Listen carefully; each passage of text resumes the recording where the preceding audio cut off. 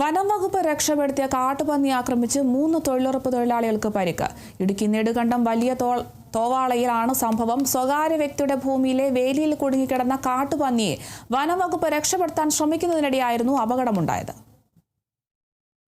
സ്വകാര്യ വ്യക്തിയുടെ കൃഷിയിടത്തിൽ നീർച്ചാലൊരുക്കുന്ന ജോലികളിൽ ഏർപ്പെട്ടിരുന്ന സ്ത്രീ തൊഴിലാളികളെയാണ് കാട്ടുപന്നി ആക്രമിച്ചത്.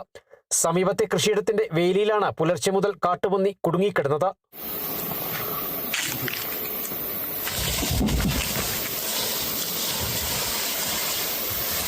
നാട്ടുകാർ വിവരമറിയിച്ചതിനെ തുടർന്ന് പുളിയമ്മല വനംവകുപ്പ് ഉദ്യോഗസ്ഥർ സ്ഥലത്തെത്തുകയും പന്നിയെ രക്ഷപ്പെടുത്താൻ ശ്രമിക്കുകയുമായിരുന്നു. ഇതിനിടെ കുതിച്ചുപാഞ്ഞ കാട്ടുപന്നി സമീപത്തെ കൃഷിയിടത്തിൽ ജോലി ചെയ്യുകയായിരുന്ന സ്ത്രീ തൊഴിലാളികളെ ആക്രമിച്ചു. വലിയ തേവാള ഈഴപ്പറമ്പിൽ മിനി, കടനാങ്കുഴി ജെസി, വഴിപ്പറമ്പിൽ ബിൻസി എന്നിവർക്കാണ് പരിക്കേറ്റത്. പാഞ്ഞെത്തിയ കാട്ടുപന്നി മിനിയെ ഇടിച്ചിടുകയും കുത്തിയും കടിച്ചും ആക്രമിക്കുകയുമായിരുന്നു. ഇവരെ രക്ഷപ്പെടുത്താൻ ശ്രമിക്കുന്നതിനിടെയായിരുന്നു മറ്റു 2 പേരെയും കാട്ടുപന്നി ആക്രമിച്ചത്. മിനിക്ക് സാരമായി പരിക്കേറ്റിട്ടുണ്ട്.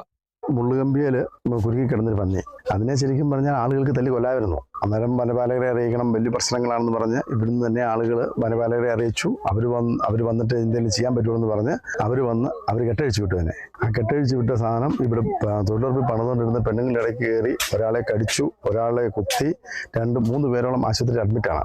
ഇതിലെല്ലാം കാരണം വനപാലകരാണ്. അവർക്ക് ശരിക്കും എന്തെങ്കിലും ഒന്ന് ചെയ്തു കൊടുത്തില്ലെങ്കിൽ അവർക്ക് വനപാലകരുടെ ധനസഹായം ചെയ്തു കൊടുക്കണം.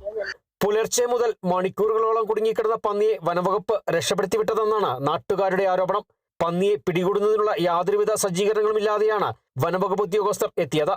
ലൈസൻസ് ഉള്ള തോക്കുധാരികളെ വിവരമറിയിച്ചിരുന്നെന്നും തങ്ങളെ കണ്ട ഉടൻ കുരുങ്ങിക്കിടന്ന പന്നി തടസ്സം പൊട്ടിച്ച് രക്ഷപ്പെടുകയായിരുന്നുവെന്നാണ് വനംവകുപ്പിന്റെ വിശദീകരണം. Kerala vision news, Idukki.